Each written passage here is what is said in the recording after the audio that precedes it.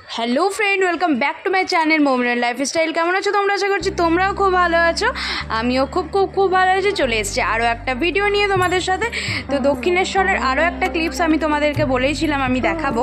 তো এই হচ্ছে মন্দিরের ভেতরটা। চলো, যখন আমি ফোনটা জমা দিয়ে মন্দিরে পুজো দিতে গেছিলাম তখন তো দেখানো হয়নি সেভাবে কিছুই, আর মন্দিরটা আমি দেখাতে পারবো না কারণ ভিডিও অ্যালাউ নেই, এবং ফোন নিয়ে গেলেই কিন্তু ওখানে টিকটিক করে আওয়াজ উঠবে। ওখানে গার্ড ছিল, ওই দূর থেকে কিন্তু আমি তোমাদেরকে দেখিয়ে দিলাম মায়ের মন্দির। এখানে দেখতে পাচ্ছ এই এন্ট্রি, যে প্রবেশের রাস্তাটা, এটা দিয়েই কিন্তু ভেতরে তোমার দক্ষিণেশ্বর মায়ের মন্দিরটা, এবং 12টা না 13টা যে মন্দিরগুলো ছিল সেটাও এই ভেতরেই।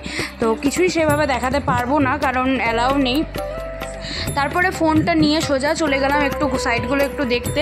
দেখলাম খুব সুন্দর একটা গঙ্গার পাড় আছে। তো প্রকৃতি এবং মন্দিরের কি সৃষ্টি, তাই না? যে মায়ের মন্দির এত সামনে, এবং তার সামনে হয়েই কিন্তু মায়ের চরণ হয়েই কিন্তু মা গঙ্গা বয়ে গেছে। তো এটাই হয়তো মায়ের লীলা। হয়তো অনেক গল্প আছে, সেগুলো হয়তো জানি না, বা তোমরা যদি জানো আমাকে কমেন্টে অবশ্যই জানিও মায়ের এই কিছু গল্প, কারণ ঠাকুরের গল্প শুনতে খুব ভালো লাগে। তারপরে আমরা বেরিয়ে চলে আসছিলাম, আর প্রচণ্ড পরিমাণের রোদ।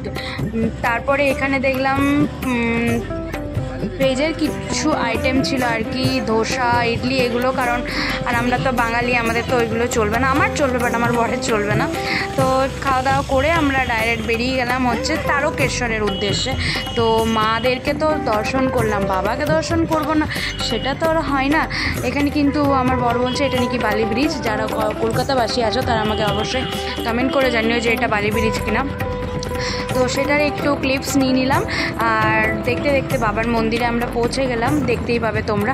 আর এই ভিডিওগুলো তোমাদের কেমন লাগছে আমাকে কমেন্ট করে জানিও। ভালো লাগলে অবশ্যই একটা শেয়ার, সাবস্ক্রাইব আর একটা লাইক আর কমেন্ট করে যেতে ভুলো না। আর এখানে তো তোমরা দেখে বুঝতেই পারছো আমরা অলরেডি বাবার মন্দিরে পৌঁছে গেছি, তারকেশ্বর। এই পুকুরটার নাম আমি ফোনে দেখলাম দুদিন আগে। এই পুকুরটার নাম হচ্ছে দুধ পুকুর। এখানে নাকি স্নান করলে যার মনের যা ইচ্ছা সব নাকি পূরণ হয়। তো জানি না কতটা কি সত্যি। তো যাই হোক, এই গল্পটা আমি শুনলাম দুদিন আগেই। তো যাই হোক, এখানেও আমরা কিন্তু দেখেছি, এবং আমরা যখন যাচ্ছি তারকেশ্বরের ভিতরে তখন কিন্তু গোটা মন্দিরটা ক্লিনিংয়ের ব্যাপার চলছে, তখন পরিষ্কার পরিচ্ছন্ন চলছে।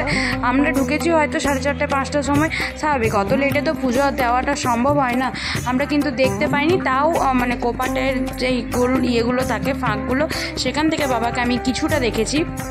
তো ফোনে আমি একটু ক্লিপস নিয়েছি তোমাদেরকে দেখাবার জন্য। এই দেখো, দেখতে পাবে এবার।